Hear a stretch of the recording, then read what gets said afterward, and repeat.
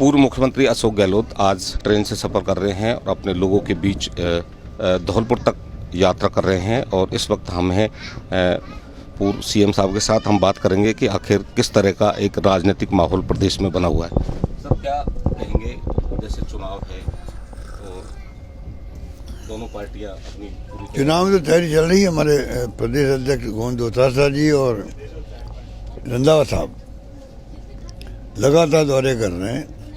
उससे कार्यकर्ताओं में उत्साह का संचार हुआ है, माहौल बना हमारे पक्ष के अंदर और लोग याद करने लगे हमारी पुरानी स्कीमों को, गुड गवर्नेंस को, जो 5 साल में दी थी।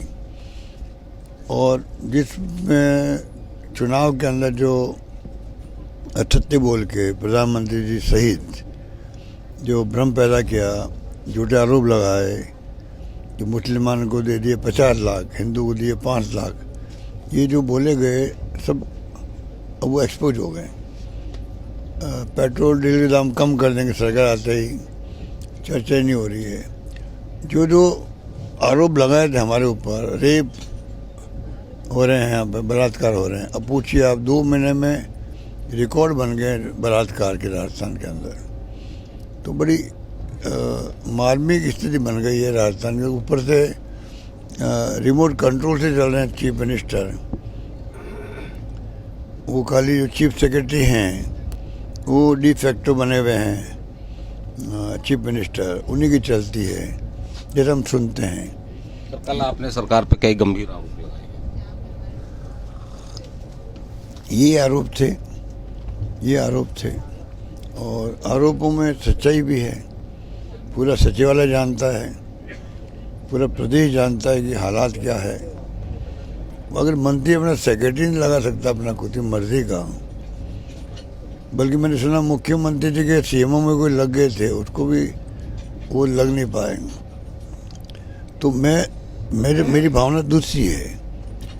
जब शपथ लेता कोई मुख्यमंत्री मंत्री, तो वो उसको अथॉरिटी मिलती है, कॉन्स्टिट्यूशन से मिलती है, संविधान से मिलती है।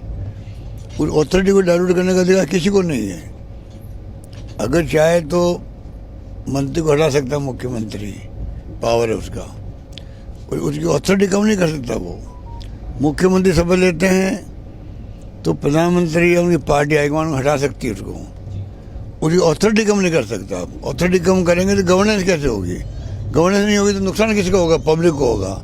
मेरा इतना इसी बात का है, मैं कोई व्यक्तिगत, मेरा कोई कुछ नहीं है। पर जो आज हालात बन गए उसमें उनको कह दिया आप दौरे करो, अच्छी बात है, दौरे करें।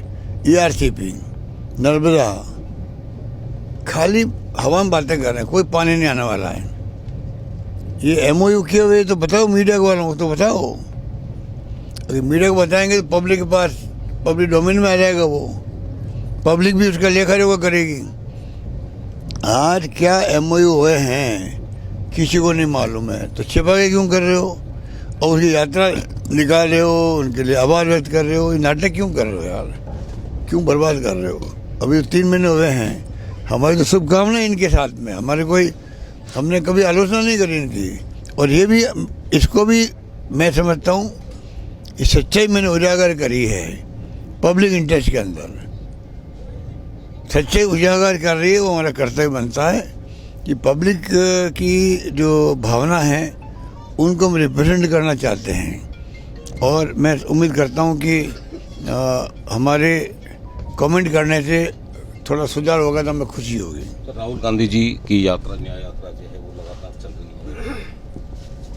राहुल गांधी की यात्रा ऐतिहासिक है। हिंदुस्तान के इतिहास में इतनी लंबी यात्राएं आज तक किसी ने नहीं करी। पहले 3000 किलोमीटर अधिक, अब 6000 किलोमीटर अधिक। पूरे देश के लोगों से मिलना जुलना, नॉर्थ ईस्ट के लोगों से मिलना। एक तरफ तो राहुल गांधी बाय रोड न्याय यात्रा निकाल रहे, मैसेज दे रहे महंगाई का, बेरोजगारी का, प्यार मोहब्बत का, भाईचारे का। और आप बताइए, दूसरी तरफ गृह युद्ध चल रहा है, 10 महीने हो गए वहाँ। मणिपुर भी तो हमारा राज्य है, परवाह नहीं है इनको। ये आप बताइए कितना बड़ा क्राइम है ये कि केंद्र सरकार को चिंता ही नहीं है। जैसे मैं आपको बताऊं, राजस्थान एक राज्य है, राजस्थान के एक राज्य में एक जिले के अंदर आग लगी हुई हो, गृह युद्ध हो रहा हो, दंगे हो गए हो, तो क्या राजस्थान गवर्नमेंट सब काम छोड़ के पहले नहीं बुझाएगी उस आग को? वही बात लागू होती है मणिपुर के लिए। मणिपुर एक छोटा राज्य हो सकता है, पर हिंदुस्तान का एक राज्य है, वहाँ आग लगी हुई है, रेप हो रहे हैं सैकड़ों महिलाओं के, थाने में हथियार लूटे जा रहे हैं, मर्डर्स हो रहे हैं। और ये मैं नहीं कह रहा हूँ, वहाँ के मुख्यमंत्री खुद कह रहे हैं मीडिया को। मीडिया घटना बताता एक रेप नहीं 1000 रेप हो चुके मेरे यहाँ पर, और मैं मजबूर हूँ। वो हालात चले 10 महीने से, प्रधानमंत्री जी को फुर्सत नहीं जाने की, कोई रोकने का प्रयास नहीं हो रहा है। इसलिए राहुल गांधी की यात्रा की शुरुआत भी मणिपुर से की गई। एक तो ये नौजवान जो मुकाबला कर रहा है, राहुल गांधी मोदी जी के जो गवर्नर उसका मुकाबला कर रहा है, उनकी पॉलिसीज का मुकाबला कर रहा है। तो मैं समझता हूँ कि आम जनता को सपोर्ट करना चाहिए उनको, क्योंकि वक्त आ रहा, बहुत खतरनाक वक्त आ रहा है। अगर ये चुनाव जीत गए इस बार, तो आगे चुनाव होंगे कि नहीं होंगे किसी को नहीं मालूम है।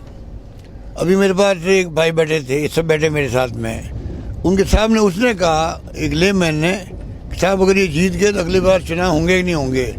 ये कॉमेंट जनता करने लग गई है, हम लोग तो करते ही करते हैं। खड़गे साहब बोले हैं, हमारे जो अध्यक्ष, राष्ट्रीय अध्यक्ष खड़गे साहब बोले थे, एक आम आदमी बोल रहा है, तो आप सोच सकते हो कि किस दिशा में देश जा रहा है, कोई नहीं जानता। एक आखिरी सवाल, आज ट्रेन से यात्रा कर रहे हैं, लोगों से मिलने का मौका मिल रहा है, चाय भी पी रहा हूँ, यात्रा भी कर रहा हूँ, अच्छा भी लग रहा है।